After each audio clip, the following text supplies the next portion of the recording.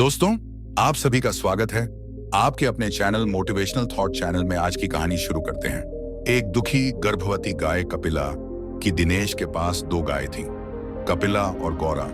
गौरा दूध दे रही थी और कपिला गर्भवती थी। दिनेश गौरा का दूध बेचकर कमाई करता था और इसीलिए उस पर हमेशा मेहरबान रहता था, मगर कपिला दूध नहीं देती थी, इसीलिए दिनेश उसकी तरफ ध्यान ही नहीं देता था। लालची और निर्दय दिनेश गौरी को अच्छा खाना खिलाता था, मगर बेचारी गर्भवती कपिला के आगे सूखी घास डाल देता था, इसीलिए कपिला हमेशा दुखी रहती थी। गौरा बहन, देखो तो यह दिनेश कितना लालची है। मैं इसे दूध नहीं देती तो मुझे सूखी घास खाने को देता है, और मैं इसे दूध देती हूँ, इसीलिए यह मुझे अच्छा खाना देता है। कपिला बहन, तुम दुखी मत हो। जब तुम्हें बच्चा पैदा होगा और तुम इसे दूध देने लगोगी, यह तुम भी अच्छा खाने को देगा। तब तक पता नहीं मैं मरूंगी या बचूंगी। इस तरह भूखी प्यासी रहकर कब तक जिंदा रह पाऊंगी बहन। यह कहकर बेचारी कपिला की आंखें छलक आती हैं। गौरा से कपिला का रोना नहीं देखा जाता, तो वह कपिला को समझाते हुए कहती है, कपिला रो मत मेरी बहन, तुझे कुछ नहीं होगा। सुन, यह दिनेश लालची और निर्दय है तो क्या हुआ, इसकी घर वाली सुमन तो दयालु है ना, देखना वह तुम्हारे बारे में जरूर कुछ सोचेगी। दिनेश जितना लालची और कठोर आदमी था, उसकी पत्नी सुमन उतनी ही दयालु और कोमल हृदय थी। एक दिन वह दिनेश को कपिला के आगे सूखी घास डालते देखती है तो उसे बहुत बुरा लगता है। वह दिनेश से कहती है, आप भी कितने लालची और कठोर हो। इस गौरा को तो पौष्टिक आहार खाने को देते हो और इस बेचारी गर्भवती कपिला को बस सूखा चारा, और वह भी पेट भर नहीं। अरे मैं क्या कोई धन्ना सेठ हूं जो इस गर्भवती गाय को मुफ्त में अच्छा खाना खाने को दूं। अरे यह कौन सा भी दूध देती है।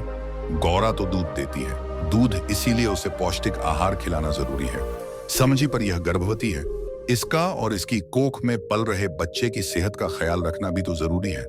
कोई जरूरी नहीं है सूखी घास खाने से यह और इसका बच्चा मर नहीं जाएंगे। गौरा के दूध से होने वाली आमदनी मैं इसके खाने पर नहीं लुटा सकता। यह कहकर दिनेश चला जाता है और सुमन कपिला की तरफ देखती है तो उसकी आंखों से आंसू टपक रहे होते हैं। सुमन को कपिला पर बहुत प्यार आता है और वह स्नेह से कपिला का माथा सहला हुए कहती है, रो मत कपिला, मैं जानती हूं कि तू गर्भवती है और इस हालत में तेरी और तेरे बच्चे की सेहत का ख्याल रखना जरूरी है। सुन ले, मैं तेरी रस्सी खोल देती हूं, जा तू गौरा के साथ खाना खा ले।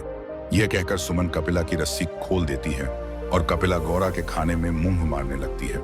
यह देख गौरा बहुत खुश होती है और कहती है, कपिला बहन, तू पेट भरकर खाना खा ले, तेरा बच्चा भूखा होगा। नहीं बहन, मैं पेट भरकर खा लूंगी तो तू क्या खाएगी। मैं तो बस इतना ही खाऊंगी कि मेरे पेट में पल रहे बच्चे को थोड़ा पोषण मिल जाए। उस दिन के बाद दिनेश जैसे ही गौरा और कपिला को चारा डालता, सुमन चुपके से कपिला की रस्सी खोल देती और कपिला गौरा के साथ थोड़ा पौष्टिक खाना खा लेती। फिर कुछ देर बाद सुमन आती और कपिला को फिर से उसके खूंटे पर बांध जाती, मगर गौरा को पूरी खुराक ना मिलने पर वह कम दूध देने लगती है। इससे दिनेश का माथा ठनक जाता है और वह सोचता है, क्या बात है, भरपूर खुराक खाकर भी गौरा कम दूध देने लगी है, आखिर इसे हो क्या गया है। ऐसा होना तो चाहिए नहीं, कुछ ना कुछ गड़बड़ तो जरूर है। कोई गड़बड़ नहीं है, दूध तो कम ज्यादा होता ही रहता है ना। आप चिंता ना करें गौरा, 2-4 दिन में पहले की तरह दूध पर आ जाएगी। हाँ, दिनेश सुमन के यह कहने पर बात को भूल तो जाता है, मगर फिर एक दिन कपिला को गौरा के साथ खाना खाते देख लेता है। कपिला को गौरा का खाना खाते देख दिनेश को उस पर बहुत गुस्सा आता है और वह कहता है, अरे इस कमबख्त को किसने खोल दिया इसकी यह मसल की गौरा का खाना खाए। थोड़ा खाना खा भी लिया तो कौन सा पहाड़ टूट पड़ा। यह भी हमारी ही गाय, कल को यह भी तो दूध देगी, कल को दूध देगी ना, फिर आज अच्छा खाना क्यों खाए। आज से पूरे 4 दिनों तक इसे सूखी घास भी खाने को ना दूंगा, तब अकल ठिकाने आएगी। इसकी इतने निर्दय मत बनिए। गौ माता है और वह भी गर्भवती, इसे भूखी प्यासी रखा तो पाप लगेगा। अरे जो लगना है लग जाए, पर इसे सजा तो मिलेगी। और सुनो, जो तुमने इसे खाना दिया तो तुम्हें भी घर से निकाल दूंगा, समझी। यह कहकर दिनेश कपिला को उसके खूंटे पर मजबूती से बांध देता है। बेचारी गर्भवती गाय खाना ना मिलने पर 2 दिन में ही कमजोर हो जाती है और उसे अपने बच्चे की चिंता सताने लगती है। गौरा बहन, इस दिनेश ने तो मुझे मारने की ठान ली है। मुझे और एक दिन खाना ना मिला तो समझ मैं और मेरा बच्चा तो मर ही जाएंगे। यह कहकर कपिला रोने लगती है तो गौरा से उसका रोना देखा नहीं जाता। गौरा उसे तसल्ली देते हुए कहती है, कपिला बहन, रो मत, तुम्हें और तुम्हारे बच्चे को कुछ नहीं होगा। यहां से ना कुछ दूर एक जंगल है, तुम वहां चली जाओ, पर इस रस्सी से छुटकारा मिले तभी तो जा सकूंगी। मैं तो इतनी कमजोर हो गई हूं कि रस्सी भी नहीं तोड़ सकती, पर मुझ में बड़ी ताकत है। लाओ तुम्हारी रस्सी मैं तोड़ देती हूँ। यह कहकर गौरा अपने मजबूत सींग से खूंटे पर बंधी रस्सी को तोड़कर कपिला को आजाद कर देती है और कमजोर कपिला किसी तरह उठकर खड़ी हो जाती है और कहती है, अच्छा बहन गौरा, मैं चलती हूँ, अपना और अपने बच्चे का ख्याल रखना। कपिला, ख्याल तो अब भगवान ही रखेगा, बहन जिंदा रही तो कभी जरूर मिलूंगी।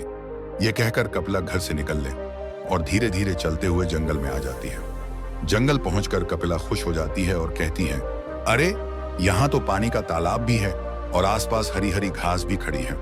पहले तो मैं पेट भरकर हरी घास खाऊंगी और फिर पानी पीऊंगी। यह कहकर कपिला पेट भर घास चढ़ती है और फिर तालाब में पानी पीकर वहीं एक पेड़ के नीचे अपना आश्रय बना लेती है। इधर कपिला के जाते ही दिनेश अचानक बीमार पड़ जाता है। उसकी हालत बिगड़ती जाती है। वैद्य जी उसकी बीमारी को गंभीर बीमारी बताते हुए कहते हैं, दिनेश बेटा, तेरी बीमारी बड़ी गंभीर बीमारी है, पर मेरे पास इसकी दवाई है। उस दवाई से मैं ठीक तो हो जाऊंगा वैद्य जी। हाँ, हो जाएगा। ये कुछ गोलियां हैं बेटा, शाम को 2 गोलियां गाय के दूध के साथ खा लेना, पर खाना गाय के दूध के साथ ही, वरना बिल्कुल ना खाना।